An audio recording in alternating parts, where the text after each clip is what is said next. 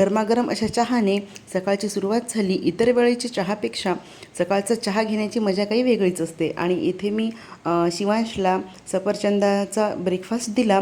आणि ही जी मणिमऊ आहे ती कालपासून खूपच घरात येत आहे आणि म्याव म्याव म्याव मग करत आहे तिचं, कारण तिला जास्त भूक लागलेली असेल. तर तिला दूध दिलं आणि मग सकाळी भेंडी चिरत असताना याला अशी भेंडी लावून पाहिजे होती, कारण काल आम्ही एका रिलेटिव्हकडे गेलो होतो, त्यांच्या मुलीने त्याला असं लावून दिलं होतं, म्हणून त्याला आताही लावायचं होतं.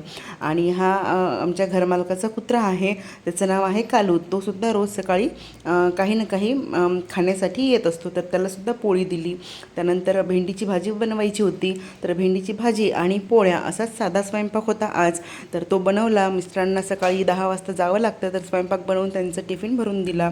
त्यानंतर शिवांशला आंघोळ घातली आणि झोपवलं. आणि हा पसारा तर रोज मला 3 ते 4 वेळा हे करावा लागतो, भरून घ्यावा लागतो, कारण त्याला ती पिशवी रिकामी नको असते, त्याला खेळायचं असो किंवा नसो. मग ही सायंकाळची वेळ होती आणि सायंकाळच्या वेळेस मी त्याला थोडंसं बाहेर फिरायला नेत असते. तर हनुमानजीच्या मंदिरात नेलं होतं. तर तिथे तो फोटो पाहिला की त्याला जाऊन नमस्कार करतो आणि आज जाऊनसुद्धा हनुमानजीच्या मूर्तीला नमस्कार करतो. आणि आम्ही शेंदुराने आमचे हातसुद्धा भरवले. तर असा आमचा दिवस होता. तर मग सायंकाळच्या वेळेचा होता. बाय.